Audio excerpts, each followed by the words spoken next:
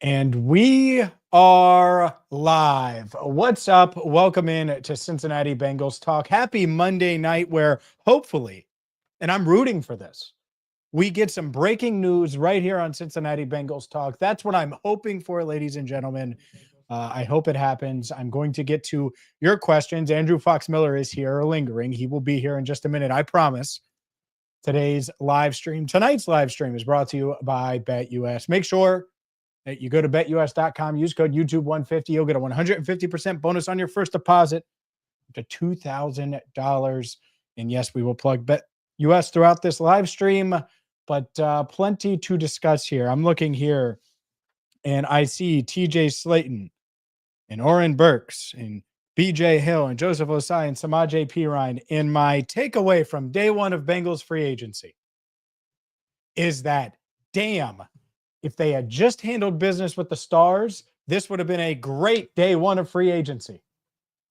Damn, if they had T. Higgins done and Trey Hendrickson was signed for multiple years, how good would it feel to add TJ Slaton need, Oren Burks, obvious need with experience in a Super Bowl ring, Joseph Osai, young ascending player, BJ Hill, as solid as they come, and Samaje Perine, rinse, repeat with BJ Hill, as solid as they come. All of the moves make sense, and we'll break them all down, and I'm going to answer your questions about them. But my, oh my, whether it's the pass rush market and Trey Hendrickson, obviously paying Trey would have made a ton of sense. I would call him right now and offer him 2 years, $64 million. Hey, Trey, here's 2 for 64, $32 million per. Let's go win a ring. That would be my selling point. Guess what? I bet Trey would sign it. I bet he would sign it. I bet he would agree. And I'd be fine with, I don't know, of that 64, enough guaranteed money in there to make sure that he sees both years of that deal. He's going to be good. He's going to be good for a long time. Freaking Chase Young got a 3-year, $51 million deal. Like, what are we talking about right now when it comes to these pass rushers? Like, they're going to get paid. And because you got to get after the passer. And so that's my main takeaway from today. Like, I liked all the Bengals moves. No real beef with any of them. I'll get into it specifics because there's little things you can nitpick, but they make sense. And yet you have this Jamar Chase cloud over your right shoulder. You have this T. Higgins cloud hanging right in your vision.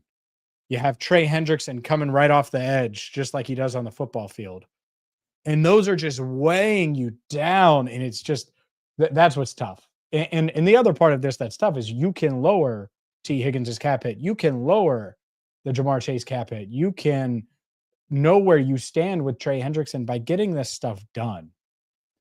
And so I think that part of it's going to linger, ladies and gentlemen. Get your questions in. I know Andrew's looking, and he's going to star some of them as we get in here and get off and running. This is going to be, we'll probably go for about an hour. We're 3 minutes in for those joining. Did I hit send on my tweet? I did not. I'm just tweeting it out now. So there we go. As we're already pushing nearly 500 people watching. Look, it's one of those things where when you look at it, Trey Hendrickson would have been the best pass rusher available today. The best one, by far. Jamar Chase, best receiver by far. T. Higgins, best receiver by far. And so if they had gotten those done, or 2 of the 3 were done, and then they do the things they did today, I think people would be feeling a lot different than they do right now. Not that you're feeling bad, but if you're feeling bad, or you're feeling annoyed, or you're feeling meh, and I think a lot of people are feeling meh, or they're not doing enough, a lot of that has to do with what they haven't done with their own guys. And if you had kept your guys happy, and you're not that you can't get those things done, but let's say it breaks right now that they get T. Higgins done. That's going to change the whole mindset. And they need to. The clock is ticking on that. The clock is absolutely ticking on that, because if you can get it done before Wednesday, when the NFL, the new league year officially starts, well, then the cap, you can manipulate the cap however you want to make sure that you can fit as many guys as you want underneath, in your salary cap restraints. That being said, I thought the Bengals had a solid day. I thought adding TJ Slaton, Oren Burks, re-signing Joseph Osai, BJ Hill, and adding Samaje Perine. I think that's solid. Like if I had to grade them, initial grades, TJ Slaton, I mean, you're talking 2 years, $15 million, solid nose tackle in his prime, coming off of his rookie deal. Like that's probably an A minus. Like I think that's a really good signing. And it's not a splashy name, but it's a guy who's going to help. It's a guy who's going to be physical and take on double teams and help stop the run and help get you into third and long situations and second and long. Think about the Commanders and the Ravens and all these teams that were just going up and down, up and down, up and down the field. The Bengals were getting out physicaled. They were losing at the point of attack. What missed tackles? Germaine Pratt was getting knocked back. And well, now TJ Slaton's here. He's going to eat those double teams, and the linebacker should be able to roam free. Oren Burks, like him, instantly knew the moment that came down, 2 years, $5 million. I was like, oh, well, you know what this is going to be? This is absolutely going to be Akeem Davis-Gaither's replacement. 20 minutes later, Akeem Davis-Gaither, 2 years, $11 million, I believe it was, to the Cardinals. I like Oren Burks a lot. Not only does he have a ring, he has experience on winning teams and is a guy that should be able to contribute regularly for this team. Now, will that be special teams? Will that be defense? Will it be both? I think we'll see, but she'll be able to contribute regularly. All right. So what would I give that? I'd probably give a solid B for that one, but it's really good value. Samaje Perine's an A plus. A plus. You heard that right. It's $1.5 million for a guy who has no ego. Caught the game clinching pass. The game clinching pass or catch and run rather for the Chiefs this past year. Like can still play, can still pass block, still good on special teams. He's making $1.5 million. Like it's basically league minimum. It's an A plus signing right there. Doesn't impact the draft. You can still draft a running back, but you have a solid number 2 there. And then the other two, BJ Hill. Well, let's get to Joseph Osai first. Joseph Osai was a huge priority for the Bengals throughout the day. I heard it last night. Talked to some people again this morning, and it just felt like the Bengals really wanted to try to keep Joseph Osai around. And it makes sense. 5 sacks in the final 7 games. He's going to be 25 years old. They drafted him. They've seen some flashes, and they want to maximize him. They probably think Al Golden and Jerry Montgomery can get more out of him. Oh, by the way, TJ Slaton, the other part of it, he's worked with Jerry Montgomery, worked with him for 3 years in Green Bay. Montgomery was there when they drafted him. Makes a lot of sense. Good fit.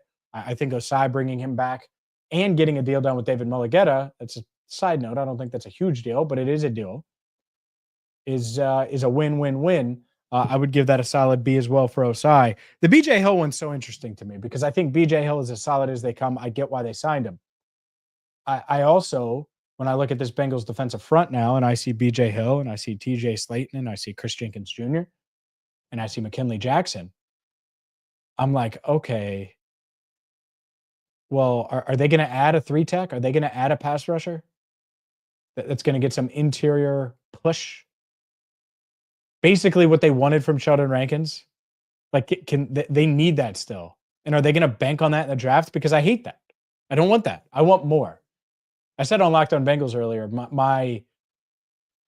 the theme of the off season, or at least the theme of free agency for me, is going to be more. And I said it months ago because last year they didn't do enough. They did enough to look good on paper, but they didn't make that extra defensive line signing, that extra cornerback signing, that extra guard signing. They should have done all 3 last year. I'm always going to be asking for more. Bengals, sorry, get ready for it. I want more. I need an interior pass rusher. I need another edge.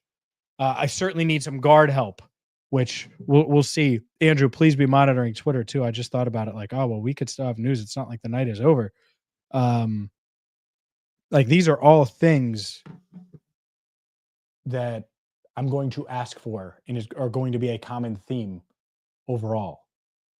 That being said, I think that the Bengals did a solid job. BJ Hill, I would give a solid B grade too. Again, I would love if they found someone with a little more juice, a little more giddy up, especially if they knew, and they didn't know at the time, that they were signing TJ Slaton. Maybe they did. But yeah, I think overall the Bengals did a solid job. If the stars weren't lingering, Jamar, T, Trey, I think we'd feel different about these guys because I think these guys do matter, can play, can help the Bengals, and are all solid signings that are going to contribute this season. Andrew, let's bring you in here. By the way, today's video brought to you by BetUS. Again, go to betus.com, use code YouTube150, get a 150% bonus on your first deposit. You can use it on MLB future bets, NFL future bets, the NBA playoffs, which are right around the corner. March Madness is here. They have all the odds, props. Again, betus.com, code YouTube150. And Andrew, let's get your reaction here. I think both of us were planning on doing at least one video before now, and none of these moves were big enough where we were like, yeah, we got to do a video right now. So we waited till tonight, which is fine. But overall, how do you feel right now if day one of free agency for the Bengals is over? And we're not saying it is. They can make a move at any moment. And if so, you're literally going to watch me write an article. I promised you that. That's fine. I can vamp. That's okay. Yeah. What do you think? What do you think? How are you feeling right now about the Bengals moves? So first of all, I do want to mention, we may be putting the audio of this up. So we're going to do a very good job. I'm saying this for you to hold me accountable, James. I'll hold you accountable. We are going to later, we go through questions, comments. We're going to read them out loud. We're going to navigate through this with audio in mind. It's also a way to plug Spotify, Apple, Amazon. Check us out if you're listening. If you're wanting to listen to this at another time, if you can't catch it all. And if you're listening now with earbuds, we're aware of you. We're going to try to make this work. So with that said, overall, I'm in the same boat as you in that I'm okay with everything. Nothing blew me away. Nothing severely disappointed me. I will say, though, there's a little bit of a, how do I put this? It's recouping what you could have lost aside from, the big three. I know that's a different story, but it's recouping your Osais, your BJ Hill. You're bringing back sort of this legacy, Samaje Perine. All of those things are fine, but it's almost like you're out at sea as a defense and you're hanging on with a life preserver, and they're going to take that life preserver away, and you just got that life preserver back. You didn't upgrade. You're not going to get a yacht. Bengals aren't going to get a yacht, but maybe I don't know, a boat with some oars so you can row something. I don't know that I'm quite there yet. It's like that old gimmick where like toddlers, you hide their toys for like a year and you regift them a year later and they're thankful because they don't remember and they're just happy that they got some sort of gift. I feel like that's what we're expected to feel. And that's just trauma that I'm experiencing. So I'm trying to recognize that as objectively as I can from the outside in trauma. And I'm across the board. You went through all the grades there. I'm not going to do that myself here, but it is a lot of B's, some B minuses, C pluses. There's nothing here that I'm like, oh, you botched this. You see a C plus? Where's the C plus? See, I'm going to put you on. I'm saying I'm not going through all my grades, but I'm kind of giving you my range amongst the different signings out there. I see. Yeah, I think. Yeah. By the way, someone said, damn it, James, I have a midterm tomorrow, but I obviously have to watch this. Damn right you do. Buckle up, because we're just getting started, by the way. We're just getting warmed up here. All right. Look, having these big star contracts linger. The Bengals didn't need to. I've seen this a lot. Like, oh, well, they were 9-8 with T or 9-8 with Trey, or how bad could it be? The defense was, and that's all asinine. It's all ridiculous. And here's why. The Bengals didn't need to get better 1 through 5. They had one of the best 1 through 5s in the NFL, maybe the best 1 through 5 in the NFL. And Orlando Brown Jr. is 5th there, by the way. That's a big 5. And so maybe the best 1 through 5 in the NFL, probably right there with the Eagles. The problem is 6 through 53 needs to be better. And really 6 through 69 when you include practice squad. A lot of guys need to level up. They need to have better contributors. And so when I look at TJ Slaton, going to play a ton for them. Oren Burks, going to play a ton for them and make an impact. Joseph Osai, ascending player, makes sense. You want to keep him in the building. Anyone want to watch Joseph Osai get 10 sacks for someone else? Did you want to do that? The Bengals sure as hell didn't. That's why they wanted to get that deal done. It was such a priority for them. I cannot overstate it. Like, they really wanted to get Joseph Osai back. Now, why is it 1 year, $7 million? A lot of people are going to ask that. I think the Bengals would have went more than 1 year with Osai, and they would have tried to lock him up longer, even if it meant 2 years, 20. I think they would have gone there. I think the difference is if you're David Mulligetta, you want 25, soon to be 25-year-old Joseph Osai hitting the market again next year because he's probably going to have a big year. That would be the plan. Maybe he doesn't. Maybe it doesn't work, but that would be the plan. And so the Bengals keep him for $7 million, but they certainly prioritized him. And so I like that. I like keeping BJ Hill. It's less money than you paid him last time. Now, I get it. People are going to say, wait, you paid him 3 for $30 last time, and now it's 3 for $33. James, it's not less money. Do math, silly. I get that. But from NFL standards, when you signed him in 2022, versus now, that $3 million bump is not aligned with where the cap is. So he's, from a cap percentage, is taking less. You got him less value because maybe his play does start to dip a little bit.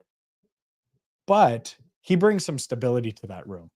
And now my concern is pass rush. I really need them to address pass rush. And that leads to the next point. I think it's pretty simple. And maybe Trey Hendrickson's watching. Trey, well, he can't control it. Maybe the Bengals are watching. Hey, Bengals, call Trey Hendrickson and get the deal done right now. It's so simple. Right. Like the defense, like if you're talking Trey and Osai and Slaton and Hill, and then you got Jenkins and McKinley Jackson, and you got Cedric Johnson and Miles Murphy. Like you're like, okay, one of Miles Murphy, Joseph Osai, Cedric Johnson, or a draft pick, like one of those guys will hit. That would be what you're banking on. And it's probably true. Hopefully multiple hit. And it comes together much, much smoother with Trey. Without Trey, I don't know how on the edge they're going to thrive. I really don't. It's really tough because you're going to say, oh, we'll just take one at 17. Okay.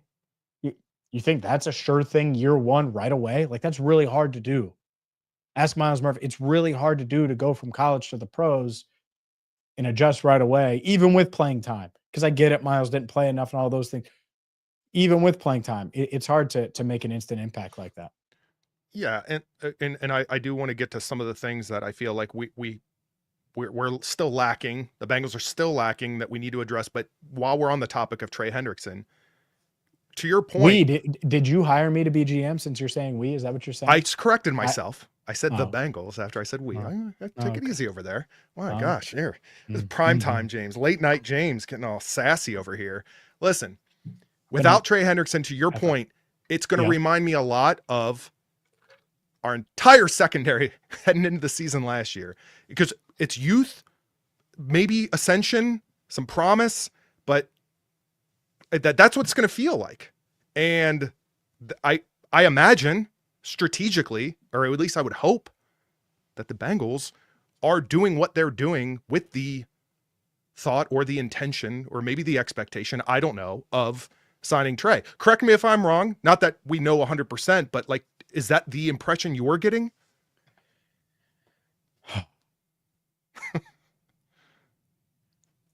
I think the Bengals would like to have Trey back at their number. Right. I don't know what their number is anymore because their number can't, in my head at least, be what it was 5 days ago because the market has shifted. And whether that was the Micah Parsons deal or whether you look at it and it's the Myles Garrett deal, and I don't expect Trey to get those deals. And even though that, or not Parsons, Max Crosby, excuse me, the Max Crosby deal, even though the Crosby deal is full of fake money at the end and it's very hollow, in these NFL contracts, you just never know until you see the details. They're in win now mode. That's where I'm at. And here we go. 919 of you, you're in for a treat. Andrew, buckle up. You want to talk about late night, James? Oh boy. When you're in win now mode, it means you're trying to win right now. You're not thinking about 2027 or 2028 or 2030. You're trying to win right now. And so who cares about the pick or the cap space or the extra flexibility you'd have in future years or all that? You know how much that matters? It doesn't. And it doesn't matter because if you win a Lombardi trophy this year, at the conclusion of the 2025 season, if you're the Bengals and you go to Santa Clara and you win the Super Bowl, It doesn't matter. You're going to have bought so much equity with the fan base, so much staying power, so much like it is going to be so worth it that even if Trey, let's say you sign Trey to a 3-year extension, not a 2, a 3-year extension, and he stinks after this season. So great this year, you win the Super Bowl. And then in 26, he just stinks. And then you have to cut him and you eat a dead cap hit in 27. Let's just say that happens. And it's just like that painful. No one's going to blame you. Everyone's going to say, hell yeah, got a ring.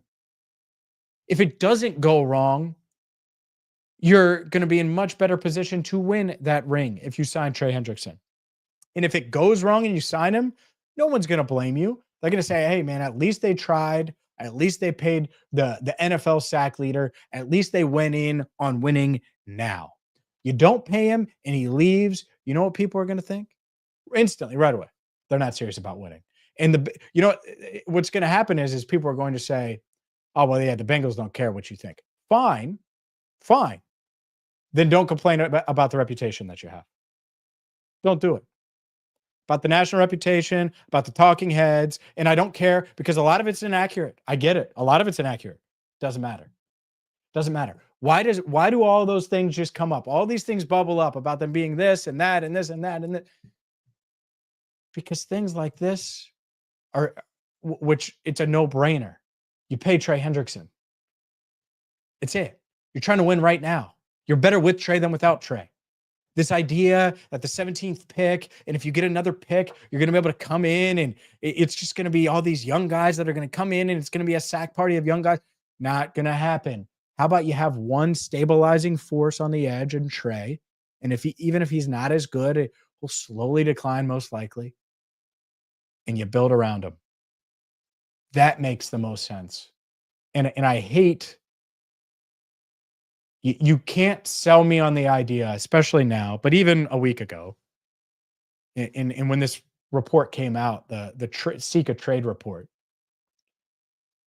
there are very few scenarios. And now that Milton Williams is gone and Josh Sweat is gone, very few scenarios where you could sell me on the Bengals defense not being better than last year because they stunk last year, but being a championship caliber defense. And that is the goal. This idea that they can just win a championship with the 16th best defense. Yeah, if they're opportunistic and they can get to the passer and they can be disruptive, then yeah, maybe they can. But if they're going to be a championship level defense this season, Trey Hendrickson's got to be on the roster. And if the goal is to win a championship, it's pretty easy to see that. And that's where it's annoying to me that these stars are taking this long, because it shouldn't. By the way, both sides. Like if the Bengals are really offering Jamar, and I don't know if they are, $41 million per and a bunch of guaranteed money. Well, let's just get it done and get it moving. Like, let's stop playing these games. And by the way, I don't think Trey's playing games. I think Trey would sign right now with the Bengals. I don't know that for sure. I think he would. And if you're the Bengals and you're trying to win in 2025, are you better with or without Trey? The answer is with. So sign him. I agree. I mean, what else? By the way, I do want to mention, and I know we're going to get into the Q&A and talk about some comments here, but I see a lot of these comments, and this, I feel like this is going to be a theme. 2 points that I want to make, and I'll lead this over to you, of course, James, is one, it's day one. If you think about free agency. Read the comment. Oh, yeah, the comment here from Vox. Thank you. See? Accountable. You and I right here. This is what we're doing.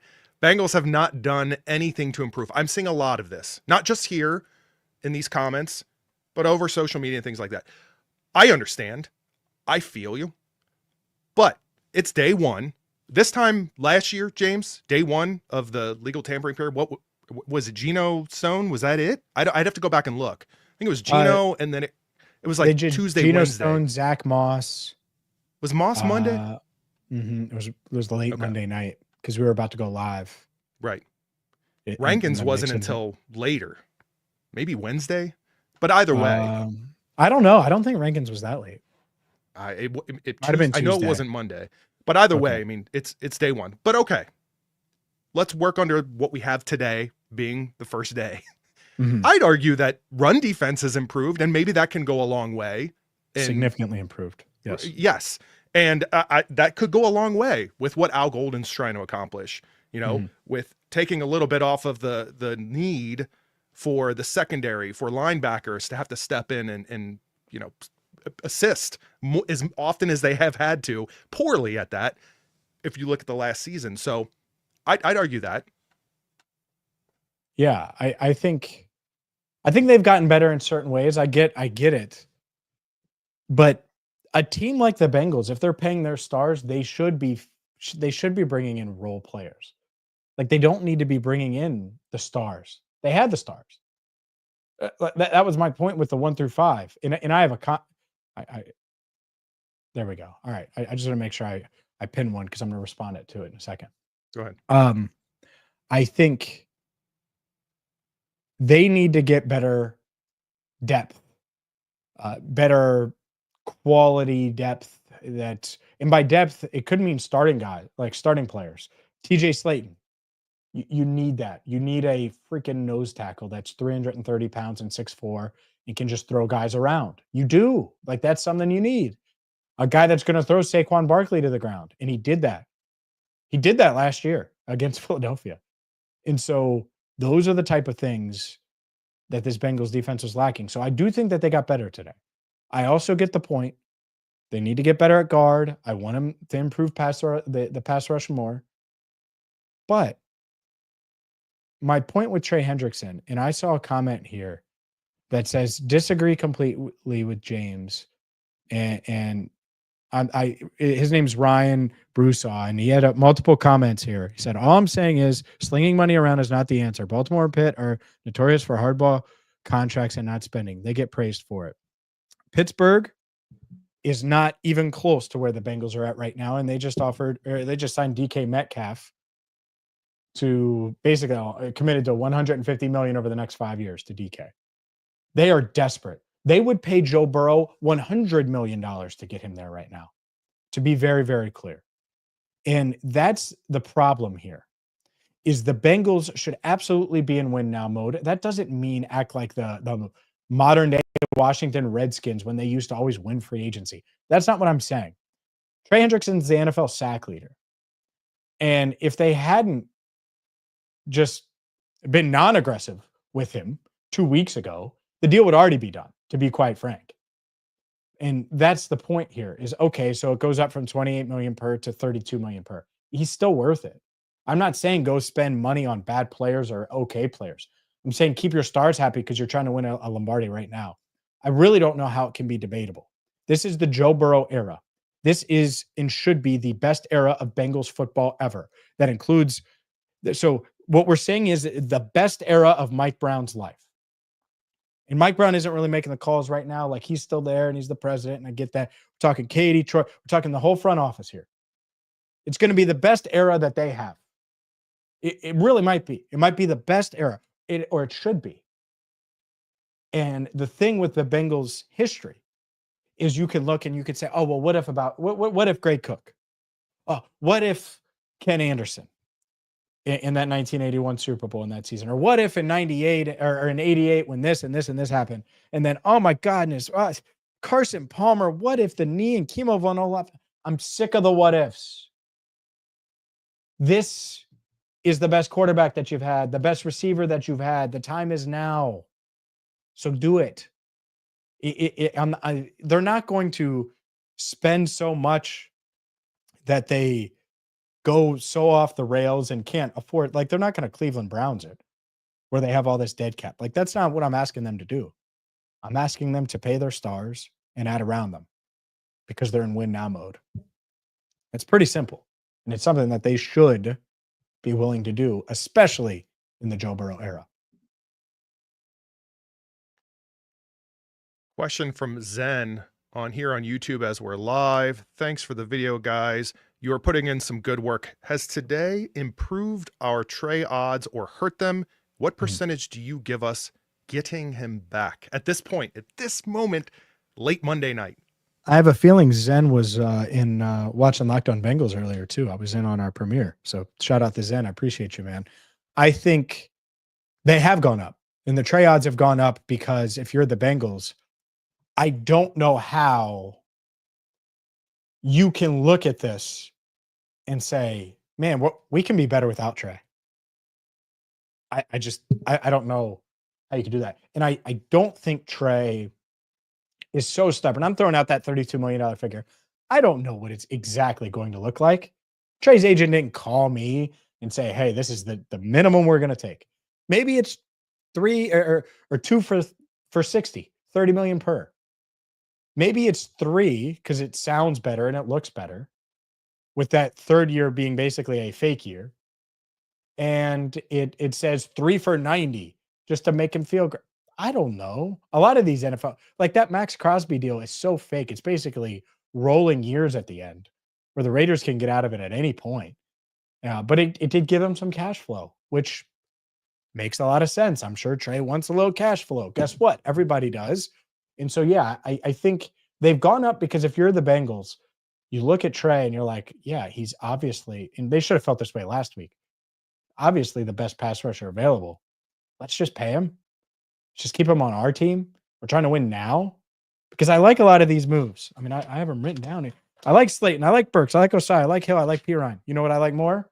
Paying Trey would make a ton of sense. So, yeah, I think it's gone up a little bit. It's really hard to predict what the Bengals are thinking and what that front office is thinking because I was under the impression that they plan on getting Trey done. And instead, they give him permission to seek a trade. And even if they begged for permission and said, oh, yeah, we're going to be able to get a first round pick back and all these, even if they did that, if you really wanted to pay him, you would probably just say, all right, well, let's just work out the deal. We don't need to worry about this permission stuff. And clearly, they gave him permission for a reason. So we'll see. We'll see where it ends up. But I do think they've slightly gone up. I still don't feel great about it. I don't. But you look at some of the suitors for Trey, and they've spent a lot of money in resources. So I'm not sure what his market is like from a trade standpoint right now. We have a lot of comments and questions to get to. I don't think this one's stepping on any of the super chats here. I do want to bring this up because Alex Schubert, shout out. Alex, actually, one of the first people to invite me onto a Bengals show in the last 4 or 5 years when we started this channel. So, again, appreciate you. But yeah, the draft absolutely loaded with D-line talent. Did edge become a bigger priority in the draft with the external defensive tackle signing? I think edge is certainly a big priority for sure. I mean, and it's because you have the uncertainty with Trey, obviously, but then you have Osai 1-year deal. You have Cedric Johnson unproven. You have obviously Hubbard retired. You obviously have Miles Murphy, but you lose a lot of snaps when Hubbard goes out the door there. So you're asking a lot out of Murphy. But you can't bank on that. And so, yeah, I think that they'll prioritize it. And for my money, I think they'll draft a defensive tackle and an edge. And in my fear is that they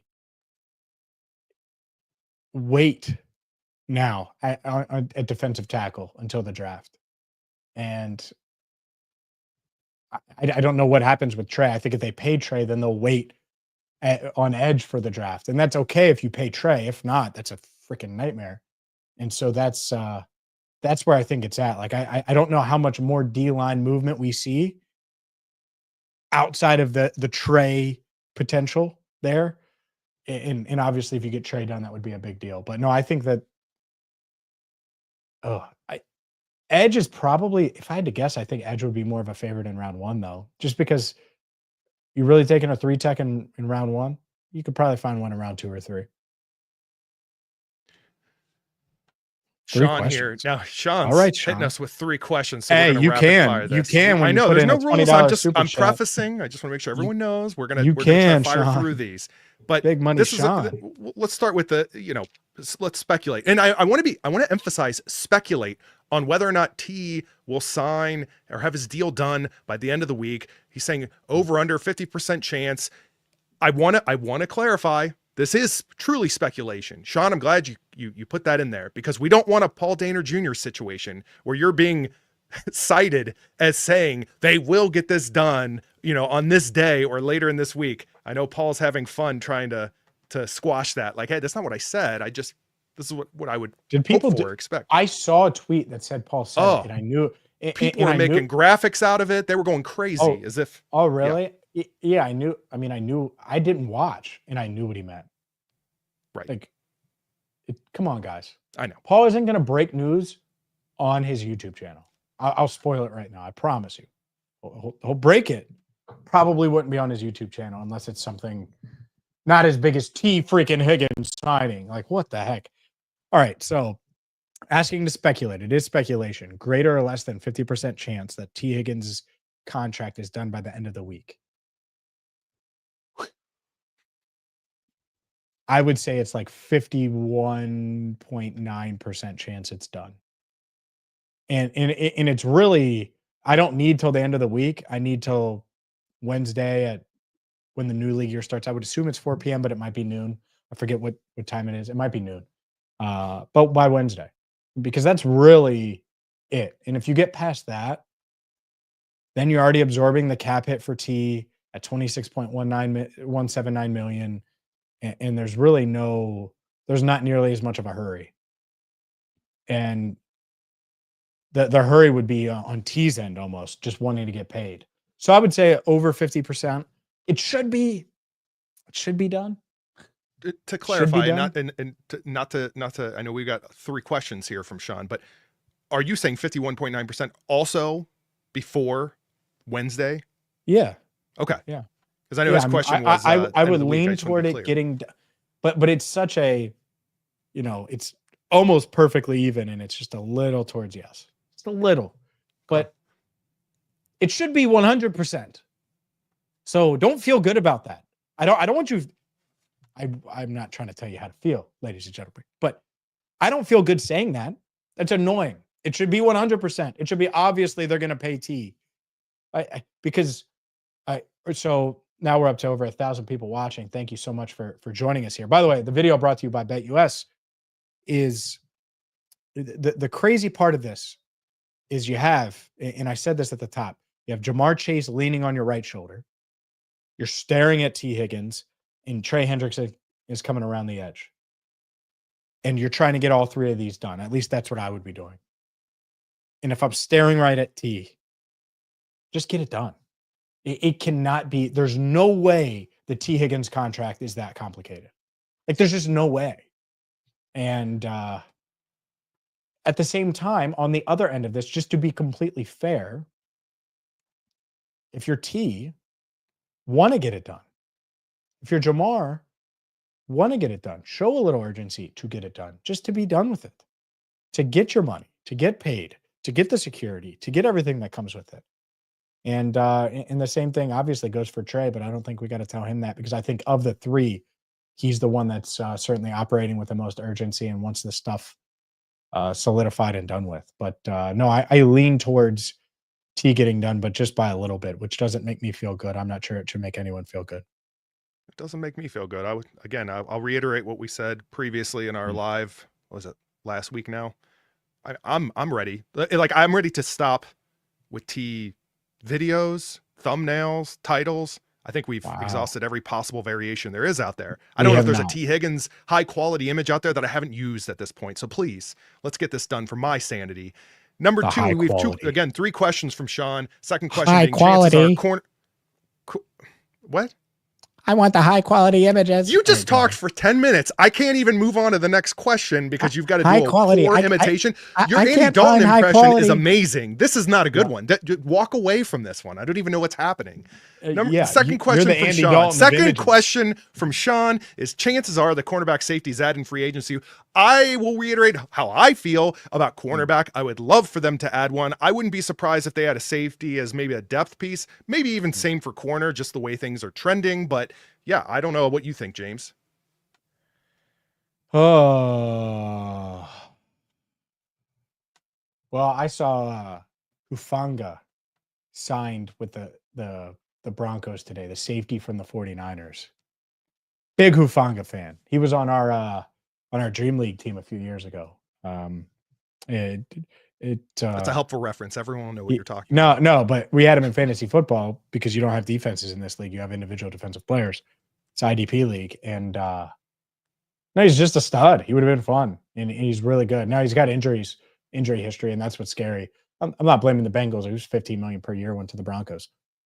I don't think they're really playing in the safety market right now. I would go after Juan Thornhill.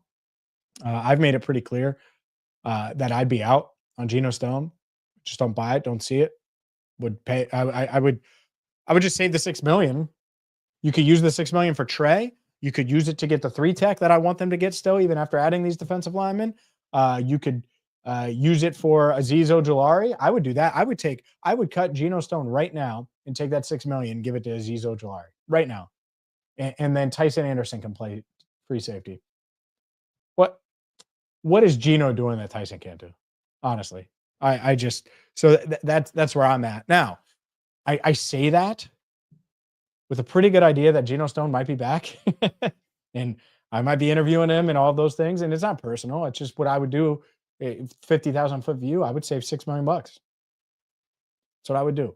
But I do think that the Bengals are leaning toward keeping Geno, which means they're probably not going to play in the free agent safety market. Could certainly draft one because he's in the final year of his deal. So I could certainly see them drafting one, but no, I don't think that they're necessarily looking there in free agency. I just named one, Juan Thornhill. That's what I would do. He would be less than Geno and probably better. And he might not start. That's fine. You could have him compete with Tyson. And then as far as cornerback goes, adding a depth cornerback would be nice. Just for that reason, for depth, for experience.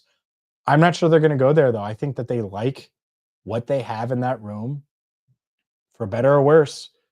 You know, they like what DJ Turner brought last year. They like the promise he showed. Daxell, obviously, before the ACL.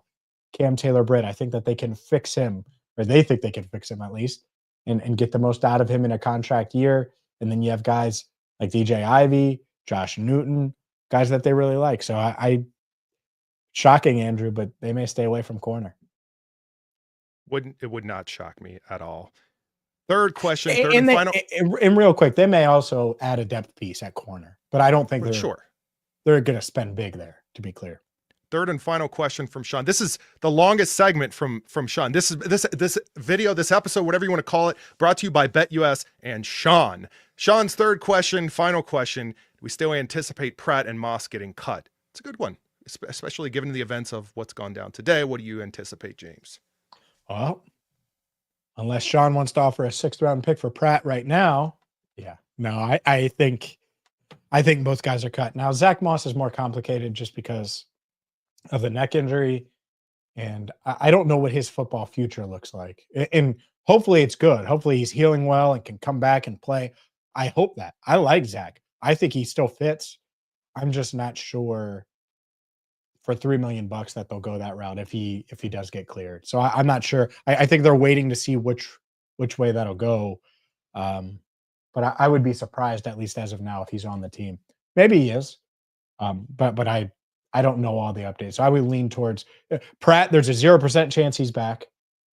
Zach Moss, I would say it's pretty low, 5 to 10%. No question here, but thank you, Matt.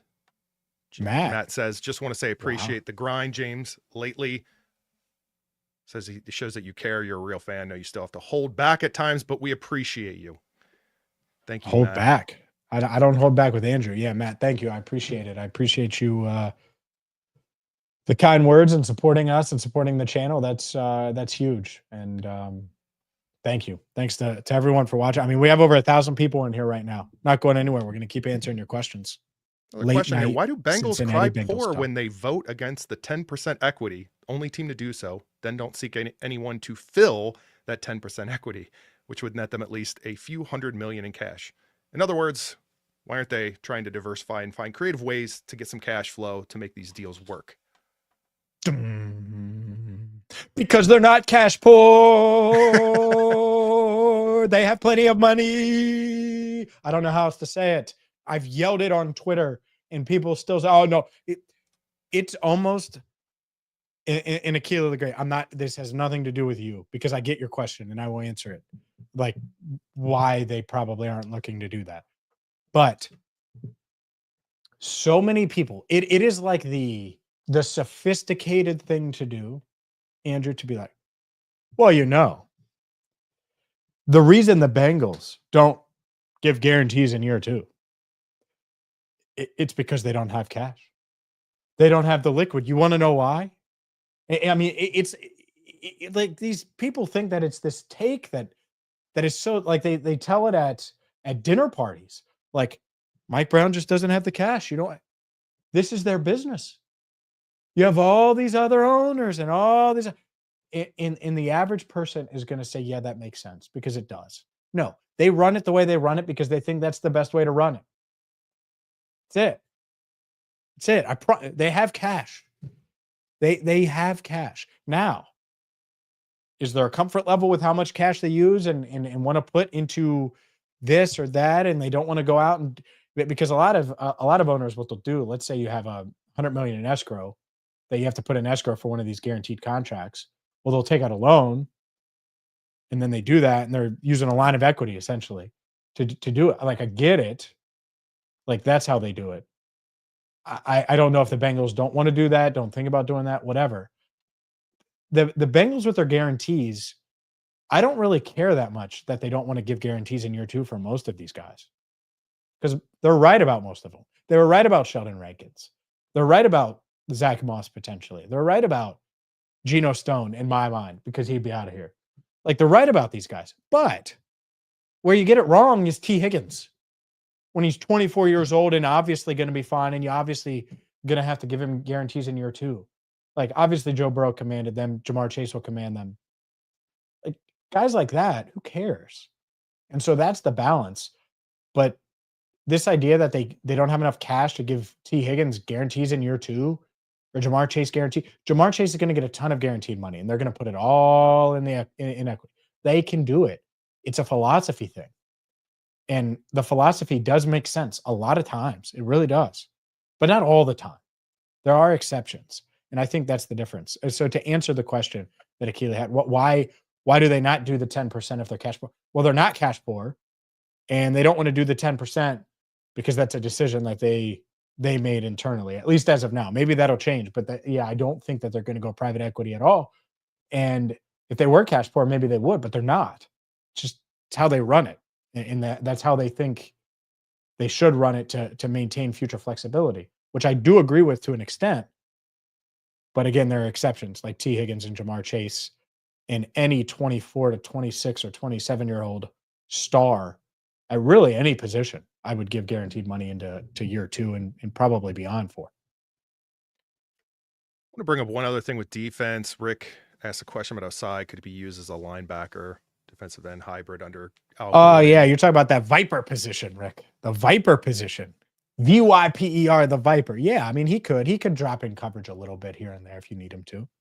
I mean, not a ton, and he won't be asked to do it a ton, but could he do it 20 snaps next year or something? Like, that's all it is. That's all the Viper is. Yeah, I could see that happening for sure. That wouldn't be too wild, because he's guarding a running back, or he's guarding, he's not going to have to guard Justin Jefferson in man coverage. So I think he'll be all right if he has to do that. You mentioned guard, and actually I probably could have pulled a number of comments about this. I didn't. But really, that's really sticking out to me. I know it's only day 1, but I mean, we talked about some of the top things that we saw as a need. Call it a weakness, however you want to split that, but are we just kind of letting that initial surge, that sort of, the overpay, run its course? I know Bengals typically do that, but the fact that really, you even said it in the opening, I mean, they need 2 starting guards to go into the season. Now, it's always possible that Cody Ford, ascends during camp or what. I get all that, but like, realistically, prior to the draft, I would love to know what the answer is. I won't be surprised if Ford is one of those going into the draft, and maybe they get an answer in the draft itself. Wouldn't love it, but we'll see. Yeah, I think. Oh, okay. Sorry, I was just looking at a guard that just went off the board. Oh no, Robert Jones.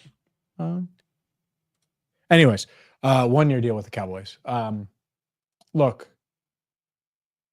they need to prioritize guard. It's why Joe takes so many hits. I don't care about the ages. I don't care if it's Kevin Zeitler, Brandon Scherf. It doesn't matter to me.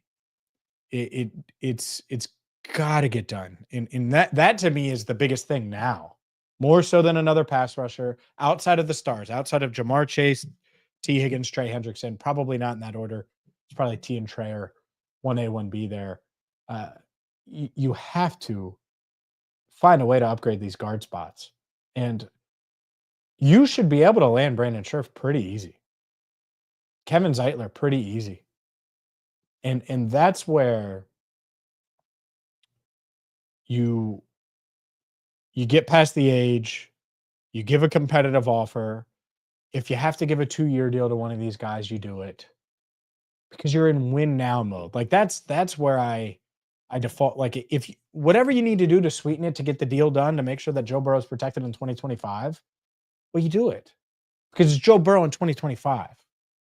And having him upright for that one season could make all the difference. It could change the direction, the history, the course of your entire franchise. One season. And look, I get it. Like you're like, James, stop being so over the top. It's true though. Like we've seen in the AFC Championship game, the Bengals, they lose to the Chiefs. Why? Because their right tackle doesn't hold up.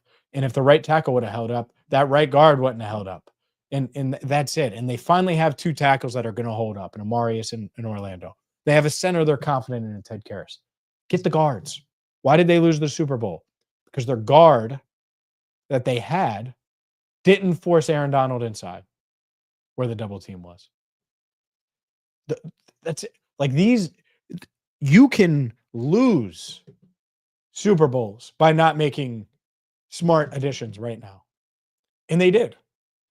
That's it. If they had signed Kevin Zeitler in 2021 and gone out and gotten another left guard when their quarterback was coming off of the knee injury and they knew they were going to draft Jamar Chase, they were aggressive and they prioritized guard, they would have a ring on their finger. And it's crazy to think that and think that way, but that's it. That's the difference. And it can make the difference. And I like Cody Ford. He's the perfect, oh my God, there's an injury in the AFC Championship game, and now you got to go play guard. That's what he is. And they paid him like a backup guard. So go get 2, to your point, Andrew. And that would be my focus now, getting 2 proven veterans. I don't care about their age. Are they still playing well? Yeah. I mean, I've texted players on the team like, hey, like, people will be able to put this together, I think. But I was like, hey, Shaq Mason's available. Has the front office asked you about him yet? You guys were teammates. Like, because like you should go get him. So yeah, Shaq Mason would be another one. I've named 3 right guards. I have some left guards I'll pull up too, but I gotta pull up the sheet. It does bring us to this. I don't know how much you've looked into. Oh yeah. Mike, no, I appreciate it. If you don't mind, I'm going to read through it. Do you want me to read through it? Yeah. Oh, yeah. Just saw you guys were live. Love to hear your take on this. And this is from Michael Rolfe. Jedrick Wils at right guard. He was a lead at right tackle at Alabama. Never had athleticism for left tackle in Cleveland. He's built to be an all-pro right guard. Who says no? I don't say no. I'm in. Jedrick Wils, come on down. Come on down. I like it. I think Scott Peters, who was in Cleveland then as their assistant offensive line coach, probably would have good insight. Now, how does he feel? I'm not sure, but I love this. I love the idea of taking this elite talent, and by elite, I mean first round talent, and say, all right, let's try you at guard. Now, maybe he plays guard, maybe you have an injury, and he needs to kick out the tackle for a game or 2. You can work on those techniques and try to get the most out of them. So the first thing I would do is I would talk to Scott Peters. Scott Peters gives the thumbs up, then you go from there. And they've already done that process, of course. I just don't know the answer. But would I be open to it, knowing the information I have? Absolutely, I would, because you're talking about a guy who should be entering his prime. Obviously, you have the Mekhi Becton example that a lot of fans will probably think about right now. But Becton aside, Jedrick Wils only, I would be open to him signing him to play guard and see what he has. I'd be pretty excited about that addition. There's some risk involved. Like Kevin Zeitler, you know what you're getting. And the only risk is age. Does he fall off a cliff? And I just don't think he's going to. But Brandon Scherf, injury is pretty much it. I don't think even age is really there yet for him. But yeah, I would be in on Jedrick Wils for sure. If the Bengals go that route and we hear that, I'd be open to it. We already addressed actually Dream Rev saying here on a comment. I'm going to open with the how about DK and Darius Slay in the division. We kind of mentioned DK previously on the show. I don't know if you want to speak at all of Darius Slay, but one of the other questions being, do you think we'll cut Germaine Burton? I mean, this has been talked about a bit, but might as well just quickly address that. I mean, Darius Slay is praying he doesn't have to deal with Germaine this year. No, I'm just kidding. No, I'm not going to do that to. I know. I had so many lines in my head just in that moment, like 5 popped in my head. I probably could have just riffed all day. Like, ain't no way. Anyways, no, look, I think I'll answer the DK question. I think the Steelers overpaid, but they're trying to get Aaron Rodgers. I like what the Steelers are doing. If I was GM of the Steelers, that's what I would do. I would try to get a star receiver, and I'd try to get some kind of quality, solid quarterback because they have a really good defense. And so they're probably going to try to sign Aaron Rodgers. Who knows? Maybe they get it done. And if they do, they're going to be a problem. Like, I don't know if they're going to be a Super Bowl contender, but they're going to be a problem to deal with. And that sucks for the Bengals. You don't want to deal with that. Aaron Rodgers is weird, but I think he's better than Russell Wilson. I'll never forget that AFC North HBO clip where he said, best in the world, 3, best in the world. He's talking to himself at the sideline. And I get talking to yourself. You do that, I'm sure, to yourself, James. In any I scenario. get talking to yourself. I don't get saying best in the world. James is like loading the dishwasher, like best in the world, James. Best in the world. That's you. No, it isn't me. Like, that's it. Like, I hate that. Like, I hate it. Like, it's the worst. It's the corniest, fakest. Like, he knew that the cameras are like, it's just stupid. Anyways, so yeah, I think the Pittsburgh Steelers, they're interesting right now. I do not think the Bengals are going to cut Germaine Burton as of now. That can change if he messes up again, and I think he knows that. So if you're Germaine, don't mess up. Work your ass off this offseason. Show up in an offseason program in great shape with a really in-depth knowledge of the playbook. Show up to camp in even better shape, even more knowledge and comfort of the playbook, and do the right things off the field. It's very simple things. And sometimes simple things can be hard to do for young guys. And so this is it. This is his chance. And we'll see what he makes of it. Cody says, at what point do they truly start wanting to win? That's in itself its own question, but we've kind of talked about that. More importantly, do they and do what it takes to do so, to win, he's referring to. Also, I feel bringing Trey back as a must now that Sweat is gone. I feel like it was the only option if Trey left. Yeah, we talked a bit about Trey Hendrickson and the need for him, but not just so much for the market itself, but really kind of how they've been building and sort of establishing, bringing back players like Osai and kind of reforming a lot of the defense they had last year. If you're going to do that, you're going to need your undoubtedly best defensive player to kind of continue on if that's the method you're going to go with.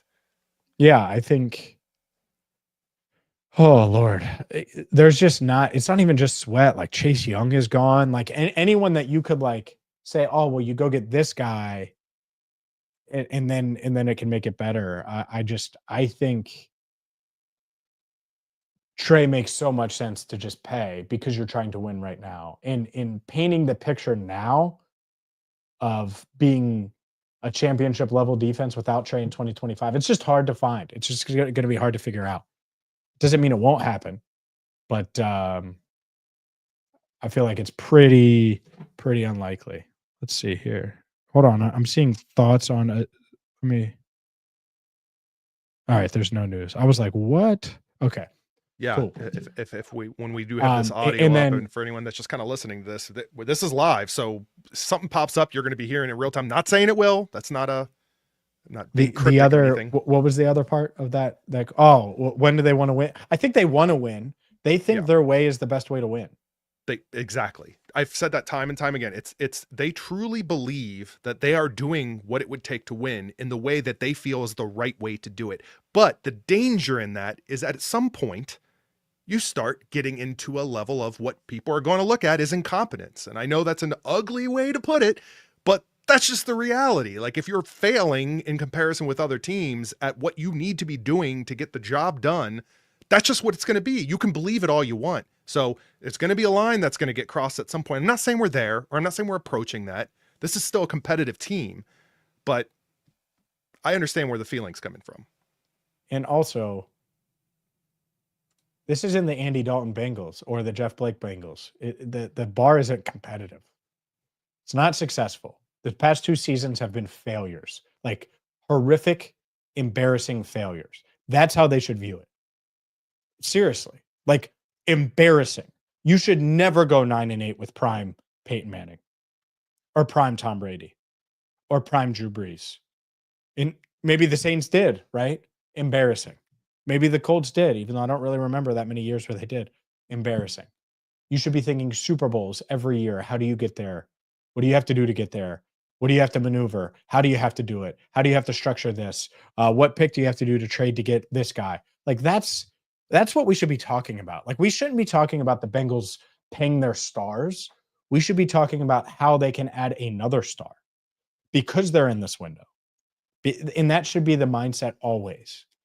And it just, the sustainability BS, be sustainable when you don't have a real shot at winning a championship. They have a real shot at winning a championship every year.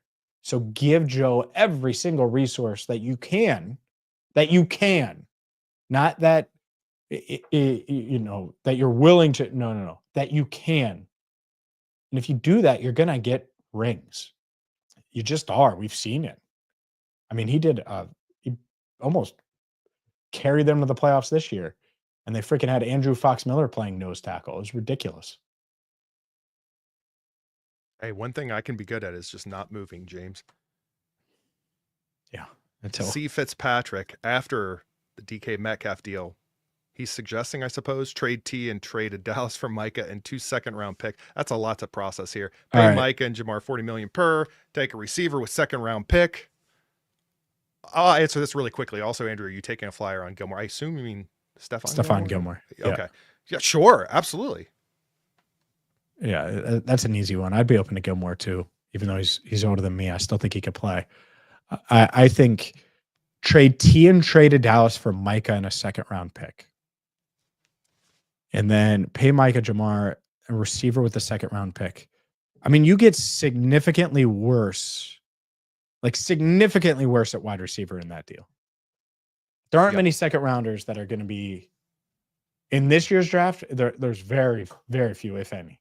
So that's really tough. What I would do is I would trade, if I could, like if it was offered, or I would offer it. I would offer Trey in 17 to get Micah, and then I pay T and I pay Micah. That's what I would do. Again, all in on winning.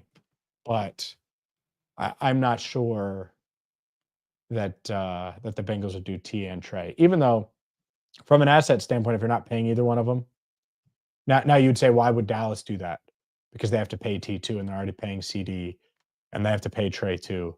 So Dallas probably wouldn't even do that deal, to be honest. That's why you have to go do the pick and go the pick route. But it's a fun one. It's a fun one, and I like thinking out of the box. But in on Stephon Gilmore for sure.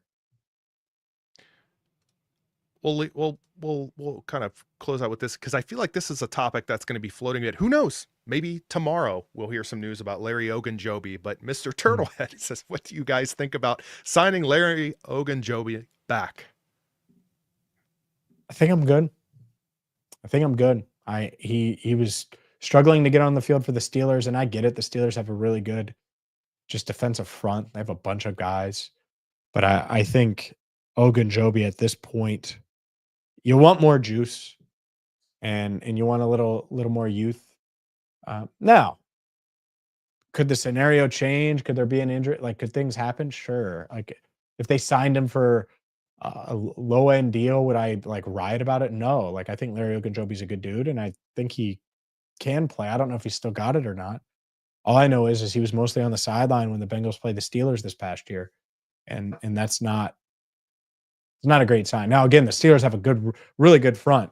Keanu Benton's not stepping on the sideline for many guys, so I get it. But yeah, I would be mildly surprised, I think, if they went after Larry Ogunjobi. Especially right now. Now, it probably plays into your point. I could see a scenario where we're hearing that he's going and working out for them, late spring, early summer, and now all of a sudden he's competing for something. Maybe, but I'd be shocked if it was right now. I shouldn't say that. I don't know that I would ever be shocked with free agency at times, but okay.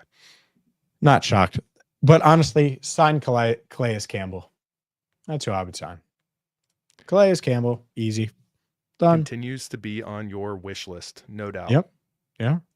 Should be. James. Should be. Did we make it? We made it. We made it. Let's tell anything else. We are going to be today's video, by the way, brought to you by BetUS. First off. Second off, this is just the start of what's going to be lives every single night. We're going to go live tomorrow as well, a special live edition of Enter the Jungle. Let's work out that time, Andrew. I assume it will be earlier, but it depends. You still want to plan on 8? We'll just show prep right here. Yeah, I mean, I'm thinking depending on what you've got going on, well, that'll be what would we shoot for, I would imagine, just to get it up at the typical 8 o'clock time, both on social and on YouTube. But either way, you may be listening to it a bit later. If you're listening to us, once again, you can download episodes of Enter the Jungle or most, if not all of our videos in audio format, Spotify, Apple, and Amazon. Yeah. So we'll be back live Tuesday, live Wednesday. Might go live Thursday. I mean, my goal is to go live multiple days this week, interact with you. I just saw we should sign Cooper Kupp. Find out my thoughts on that in our next live stream as well, because it is 11. And let's be honest, the gym is calling early, Andrew. We're going to have to get those gains in. Free agency doesn't matter, man. Still got to hit the gym. And so for Andrew Foxmiller, I'm James Rapien. By the way, there's a ton up at Bengals Talk. There's a ton up at bengalstalk.com. I guarantee you there are lifts I could do better than Russell Wilson. And for Andrew Foxmiller, I'm James Rapien. Thank you so much for watching and listening to Cincinnati Bengals Talk.